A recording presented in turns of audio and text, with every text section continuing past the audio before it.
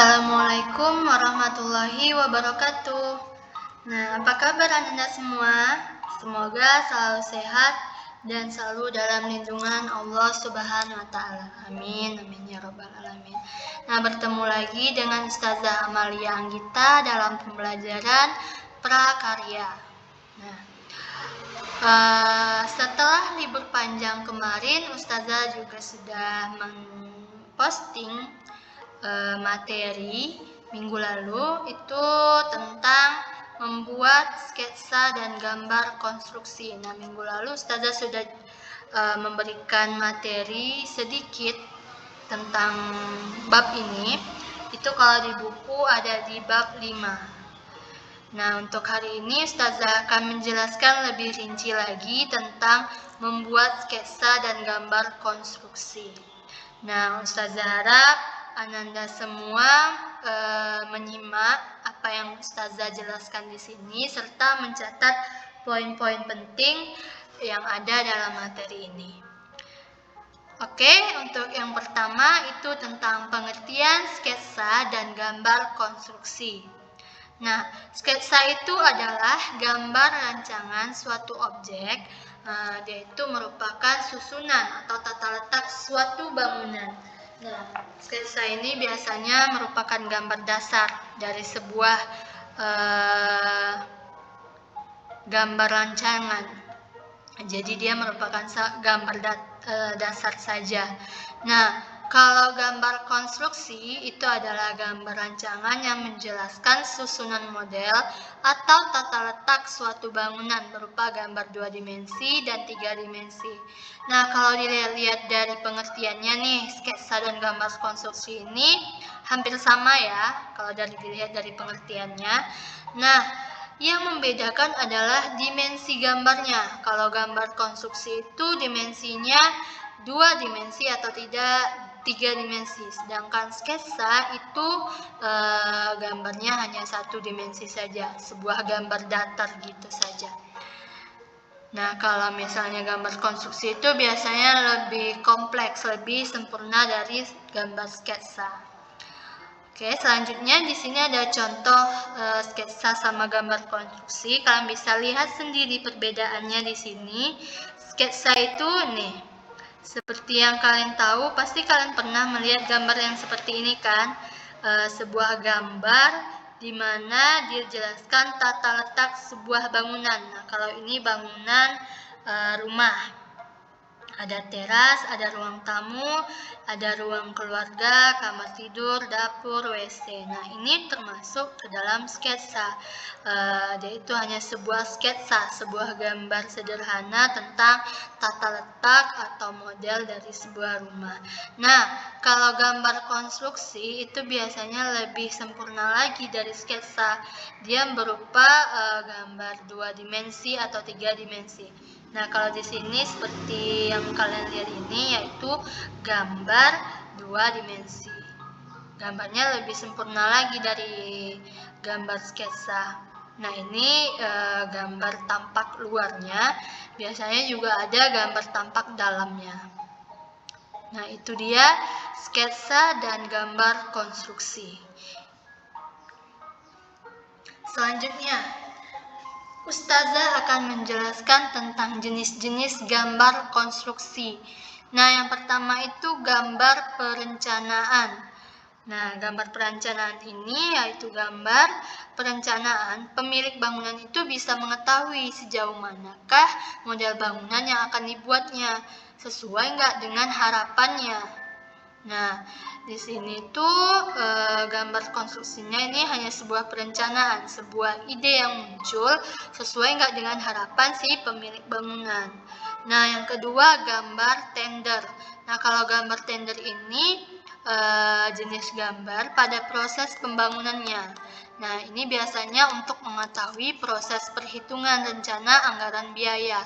Nah, kalau gambar tender ini merupakan gambar proses pembangunan. Dilihatkan tuh gambar-gambarnya seperti apa proses pembangunan dari bangunan itu, sehingga pemilik bangunan bisa mengetahui biaya yang harus dia keluarkan itu berapa. Nah, itu gambar tender.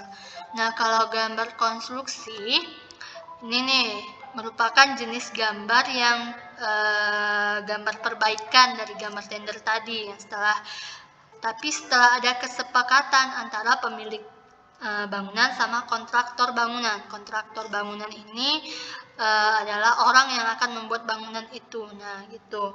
Jadi kalau sudah sepakat gambar bangunannya seperti ini nih. Nah, itu dia gambar konstruksi, itu perbaikan dari gambar tender dan gambar perencanaan. Jadi sudah sepakat gambarnya seperti itu. Selanjutnya gambar kerja. Nah, gambar kerja ini gambar yang digunakan untuk panduan bagi para pekerja dalam membuat bangunannya. Nah, kalau gambar kerja ini dia khusus untuk para pekerjanya. Seperti apa detail-detail yang harus mereka bangun. Nah, yang kelima, yang terakhir itu gambar jadi. Gambar jadi ini dibuat oleh kontraktor setelah bangunannya selesai. Biasanya gambar ini nih untuk laporan pertanggungjawaban dia. Nah, itu sedikit Ustazah jelaskan tentang jenis-jenis gambar konstruksi. Nah, selanjutnya peralatan menggambar konstruksi. Nah, tidak hanya menggambar konstruksi saja, menggambar sketsa juga bisa nih. Ini peralatannya. Yang pertama, kertas gambar. Nah, jenis-jenis kertas yang biasanya digunakan untuk menggambar konstruksi yaitu kertas pandalarang, kertas manila, kertas rimin, kertas roti, dan kertas kalkir. Nah, juga bisa nih untuk gambar sketsa yang gambar sederhana yang tata letak tadi yang sudah Ustazah lihatkan tadi. Nah, bisa juga tuh kertas gambarnya, kertas-kertas yang biasa kalian gunakan dalam menggambar. Nah, itu kan kertasnya sedikit tebal. Nah, itu bisa juga untuk menggambar sketsa. Nah, yang kedua meja gambar. Nah, biasanya nih para arsitek itu punya meja gambarnya. Jadi mejanya itu bisa diatur ketinggian dan kemiringannya sesuai yang diinginkan, sesuai kenyamanan dari si penggambar atau arsitek. Yang ketiga, pensil gambar. Nah, kalau pensil gambar nih biasanya digunakan adalah pensil mekanik. Pensil mekanik ini pensil isi ulang. Kalian pasti tahu pernah lihat pensil isi ulang ya. Isi ulangnya itu yang halus-halus anaknya. Nah, itu dia gambar pensil mekanik. Biasanya itu yang bagus berdiameter 0,3 mm, 0,5 mm, 0,7 mm, dan 0,9 mm. Nah, kalau nggak ada pensil mekanik gimana Ustazah? Nah, tenang, kalian bisa menggunakan pensil biasa. Pensil-pensil yang kalian punya, biasanya pensil yang bagus untuk menggambar itu pensil 2B, 3B, 4B, 5B, 6B, dan 7B. Jadi kalau kalian nggak punya pensil mekanik, kalian bisa menggunakan pensil biasa. Yang keempat, tentu saja pendamping dari pensil itu penghapus. Untuk menghapus bagian-bagian yang menurut kalian yang sudah kalian gambar ternyata tidak cocok atau tidak bagus. Nah, yang kelima, penggaris. Nah, penggaris ini biasanya sangat-sangat berguna dalam membuat sketsa gambar tata letak rumah tadi. Itu biasanya sangat berguna dalam menggaris-garis kotak-kotak ruangannya atau skala-skalanya. Nah, itu dia penggaris. Nah, itu 5 alat yang harus dipunya oleh para arsitek dalam menggambar sebuah bangunan. Oke. Nah, minggu lalu juga Ustazah sudah menjelaskan di Google Classroom kan sama kalian harus menyediakan peralatan menggambar. Nah, tapi kecuali meja gambar ya, yang Ustazah minta itu kalian harus punya buku gambar, pensil, penghapus, dan penggaris. Nah, untuk apa Ustazah? Untuk tugasnya. Jadi tugasnya juga Ustazah sudah upload di Google Classroom, nanti kalian kumpulkan juga di sana. Tugasnya yaitu kalian membuat sketsa dari rumah kalian. Nah, tahu kan sketsa itu apa tadi? Nah, ini nih sketsa. Jadi Ustazah mau kalian membuat ini. membuat tata letak dari rumah kalian. Letak teras di mana, letak ruang tamu di mana, ruang keluarga di mana, kamar tidur kalian letaknya di mana. Nah, kalian gambarkan dalam sebuah sketsa sederhana saja. Oke? Tapi Ustazah juga meringankan untuk kalian, tidak perlu membuat skala. Jadi langsung gambar saja sketsa sederhana ini. Ini yang Ustazah maksud, tidak perlu skala, kalian hanya menggambarkan sketsa rumah kalian saja.